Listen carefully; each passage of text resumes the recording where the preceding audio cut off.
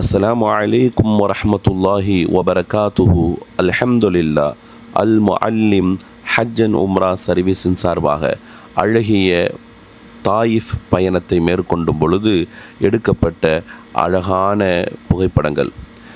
இங்கு ஹாஜிகள் எல்லோரும் தாயிஃப் நகரத்திற்கு சென்று கர்னுல் மனாசில் என்ற இடத்திலிருந்து உம்ரா பயணம் மேற்கொள்வதற்காக நியத்து செய்து வருவதற்கு பயணம் புறப்படுகிறார்கள்.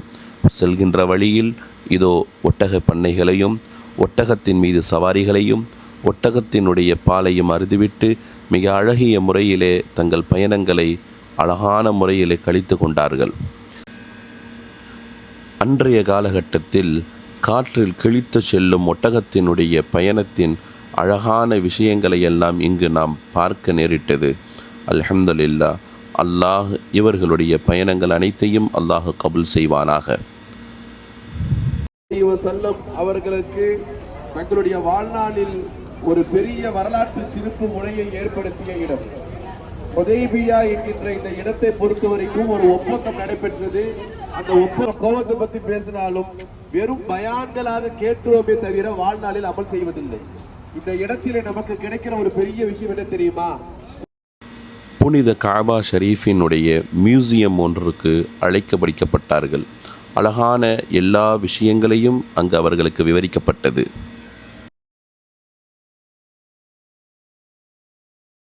நல்ல முறையில் உணவறிந்துவிட்டு அங்கு இருக்கக்கூடிய ஹசரத் இப்னு அப்பாஸ் ரலியல்லாஹு அன்ஹுமா அவர்களுடைய பள்ளியில் ஜனாசா தொழுது அதை அடக்கக்கூடிய நல்ல தௌஃபீக்கும் பெற்றோம். ரொம்ப ஒரு பரக்கத்தான ஒரு பிள்ளை, ஒரு குழந்தை எப்படி வளர வேண்டும் என்பதற்கான முன்னுதாரணம் யாருன்னு சொன்னா அது அப்துல்லா இப்னு அப்பாஸ் ரலியல்லாஹு அன்ஹும் அவர்கள் தான். எங்க உம்மா எப்பவுமே உங்களை பத்தி பேசிக்கொண்டே இருப்பார்கள். நல்ல விளக்கம். எங்க உம்மா எப்பொழுதும் யாரை பேசிக்கொண்டிருப்பார்கள்? கண்மணி ரசூலுல்லாஹி ஸல்லல்லாஹு ரசூலுல்லாஹ் அப்படி செய்வாங்க, ரசூலுல்லாஹ் இப்படி செய்வாங்க, ரசூலுல்லாஹ் மாணிக்கம், ரசூலுல்லாஹ் ஒரு அழகு, ரசூலுல்லாஹ் பேச்சு இப்படி இருக்கும். யா அல்லாஹ் இவர்களை மார்க்கத்தின் மேதையாக ஆக்குவாயாக. இல்முல் குர்ஆன், இல்முல் ஹதீஸ், இல்முல் ஹிக்மா, இல்முல் ஷிஃபா, இல்முல் தஅவீல், இல்முல் அவர் ஒரு வேலைக்காரரை வைத்திருந்தால் அவர் பெயர் தான் அத்தாஸ். நீங்க கேள்விப்படுற மாதிரி அவருடைய அசல் பேர் என்பது கனி